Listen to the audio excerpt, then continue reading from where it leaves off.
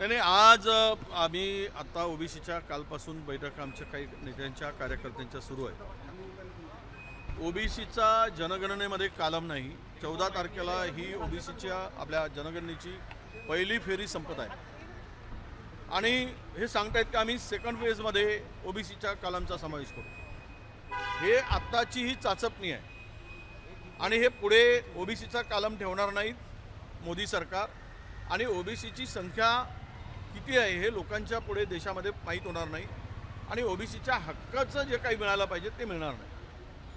खरं तर भाषणं झाली, आम्ही ओबीसीची स्वतंत्र जनगणना करू असं पंतप्रधान बोलले, पण मग कालम का ठेवला नाही स्वतंत्र यावर चर्चा झाली।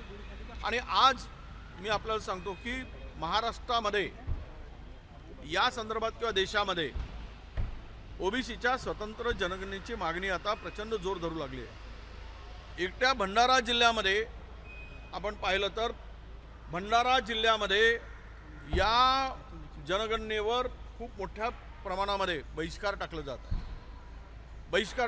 आहे। माझ्या मतदारसंघामध्ये सुद्धा मोठ्या प्रमाणामध्ये बहिष्कार आहे। मराठवाड्यातील काही भागामध्ये बहिष्कार टाकला जातोय आणि सहकार्य लोक करत नाही आहे।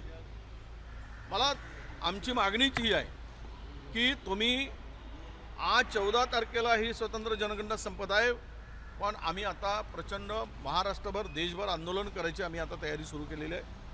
आम्ही जिल्ह्यामध्ये पुढच्या सेकंड फेजमध्ये अजिबात सरकारने जर हा स्वतंत्र कालम ठेवला नाही, अजिबात सहकार्य करायचं नाही असा निर्णय आणि निर्धार आम्ही केला आहे। या संदर्भात 20 तारखेला नागपुरात महाराष्ट्रव्यापी ओबीसीची बैठक आम्ही आयोजित केलेली आहे आणि यामध्ये जो निर्णय आम्ही सगळे मिळून करू, महाराष्ट्रातील सगळे ओबीसी नेते मिळून, आणि मग या सरकारला दाखवू की तुम्ही ओबीसीचे मतं घेताय। पंतप्रधान ओबीसीचे आहेत, ओबीसी स्वतःला म्हणून घेता। आमच्या राज्याचे मुख्यमंत्री म्हणतात की माझा DNA ओबीसी आहे, मग तुम्ही आमच्या पक्षाचा DNA ओबीसी आहे असं मुख्यमंत्री म्हणाले। मग तुम्ही ओबीसीची स्वतंत्र जनगणना का करत नाही, तो स्वतंत्र कालम का ठेवत नाही, याचं उत्तर या सरकारला द्यावं लागेल आणि हे आंदोलन सरकारला झेपणार नाही अशा प्रकारचं प्रचंड मोठं आंदोलन महाराष्ट्रामध्ये हे सुरू होईल। आम्ही दिल्लीतही बैठक घ्यायचं ठरतोय आणि इतर ठिकाणी या बैठका आम्ही घ्यायचं ठरतोय।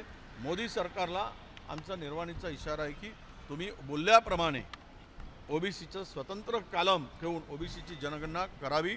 हे आमच्याशी जो तुम्ही बेईमानी केली, आमच्याशी जो आमचा विश्वासघात केला, हे याचा उत्तर या सरकारला द्यावं लागेल। का नाही असं वाटतं तुम्हाला? का नसावं? का नसावं नाही, का असावं वाटतं हे विचारा तुम्ही। का नसावं आता मी काय बोलू? का नाही का नाही म्हणजे ओबीसीची स्वतंत्र जनगणना यांना करायची नाही, याचं कारण काय आहे त्यांना माहीत, पण आमची भूमिका ही आहे।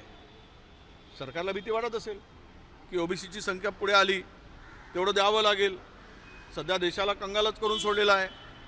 आणि आमचं मत एवढंच आहे की तुम्ही आम्हाला आमच्या लोकसंख्येच्या प्रमाणात बजेटमध्ये असेल, आमच्या सवलतीमध्ये असेल, स्कॉलरशिपमध्ये, सगळ्या गोष्टीमध्ये आम्हाला आमचा वाटा मिळावा।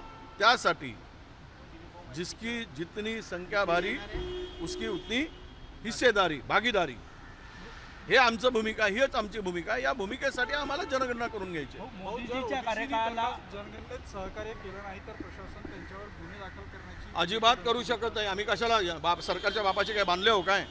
आम्ही बहिष्कार घालतो आहोत, आम्हाला नाही द्या, आमचा कालम ठेवा, आम्ही सहकार्य करायला तयार आहोत।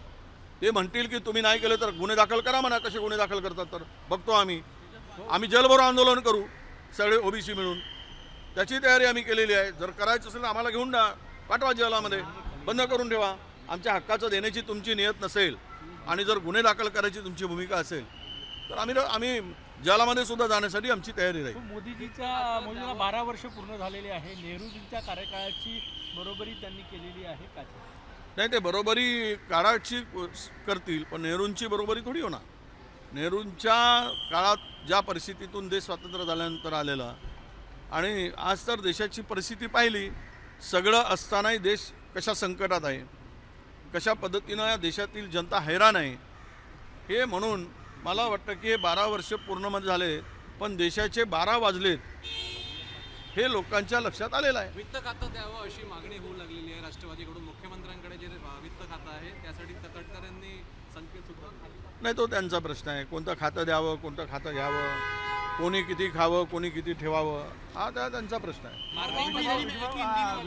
मार्मिकमध्ये जे छापून आलाय विकास ठाकरे यांच्याबद्दल, मार्मिकमध्ये छापून आलेलं आहे, त्याबद्दल काँग्रेस पक्ष कसा बघतात? विकास भाऊ तुमच्या शेजारी बसले, शेजारीने आम्ही सोबत आहोत आणि ह्या ज्या काही चर्चा होतात या चर्चा याला तथ्यहीन चर्चा असतात या. त्यामुळे कोण काय छापलं, आता आमच्या संदर्भात अनेक जण छापतात, त्याला काही अर्थ नसतो. आणि विकास भाऊंनी हा जिल्हा प्रश्न ताकदीनिशी शहर सांभाळलेला आहे. जी काही काँग्रेसची ताकद या ठिकाणी आहे ती विकास भाऊंनी केलेल्या मेहनतीमुळे, संघर्षामुळे हा जिल्हा आहे, हे लपून राहिलेलं नाही. त्यामुळे विकास भाऊंचं आज नाही, अगदी तरुण वयापासून महापौर असतापासून विकास भाऊंनी काँग्रेसबरोबर एक मजबूतीनं उभे राहिलेले आहेत. त्यामुळे अशा चर्चाला काही अर्थ नाही. यावर चर्चेवर कोणी विश्वास ठेवणार नाही. खलिस्तानी दहशतवाद्यांना गिरीश महाजनांनी शहीदांचा दर्जा द्यावा असं म्हटलेलं कोणाला? आहे. जे खलिस्तानी दहशतवादी होते, फुटीरतावादी होते, काल त्यांच्या कार्यक्रमात गेले, अमृतसरमध्ये त्यांच्या कार्यक्रमात उपस्थित राहिले. भिंडरानवाले यांना शहीदाचा दर्जा द्यावा असंही ते म्हणाले. आणि काळा दिवस होता, ऑपरेशन ब्लू स्टार हा भारताच्या इतिहासात काळा दिवस होता असंही ते म्हणाले. नाही, कोण काय म्हणतं, त्यावेळची परिस्थिती जी होती देशामध्ये आणि जो निर्णय त्यावेळेस घेतला गेला इंदिराजींच्या काळात, तो निर्णय जर झाला नसता तर कदाचित भारताचे 2 तुकडे झालेले बघायला मिळाले. हा अखंड भारत दिसला नसता. ज्यांचा अभ्यास नाही, ज्यांना काही बोलायचे त्यांचा यावर माहिती नाही, अशा पद्धतीनं लोक टिप्पणी करत असतात. पण त्यावेळेस स्वतःच्या जीवाची पर्वा न करता त्यावेळेस त्या जे तिकडे तयारी केलेली होती आणि तो ठीक आहे, तो ऑपरेशन थोडा मोठ्या प्रमाणात झाला, पण जी तयारी त्यावेळेस झालेली होती ती तयारी पाहता त्या कारवाईची आवश्यकता होती. आता राहिला शहीदाचा दर्जा कोणाला द्यावा ना नाही द्यावा, या देशामध्ये आणीबाणीच्या काळात काही लोकांना सरकारविरोधी घोषणा केल्यामुळे, सरकारविरोधी भूमिका स्वीकारल्यामुळे त्यांना पेन्शन मिळतच आहे ना, दिलीच जात आहे. त्यामुळं कोणाला काय द्यावं हे सरकारच्या मानसिकतेवर ठरतं. उज्ज्वला गॅस एजन्सीची सबसिडी मिळत होती, पूर्वी 9 सिलेंडरला ती सबसिडी मिळत होती, आता फक्त 4 देणार आहे वर्षाला. नाही, आता 4 वर आले, अभी 4 पे आहे. मराठी आता 4 वर आलेत उज्ज्वलाची सबसिडी, 9 वरून उद्या 2 वर आणतील, परवा 0 वर आणतील. इंडिया आघाडीची आणि आता मी सांगितलं कालच बोलताना की हे काँग्रेसनी चुलीपासून गॅसकडे नेलं, चूल बंद करून. आता हे गॅस बंद करून चुलीकडे नेणार आहे भारतीय जनता पक्षाचं, मोदीचं सरकार आहे.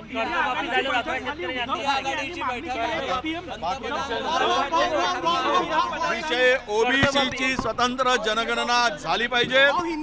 ओबीसीच्या जनगणनेसाठी आम्ही आलो आहोत आणि आपल्याला सगळ्यांना सांगतो, या संदर्भात 20 तारखेला राष्ट्रव्यापी आम्ही बैठक नागपूरला बोलवलेली आहे. आणि हे सरकार जर ओबीसीचं स्वतंत्र कलम करणार नसेल तर या राज्यामध्ये प्रचंड आंदोलन आम्ही उभारणार आहोत.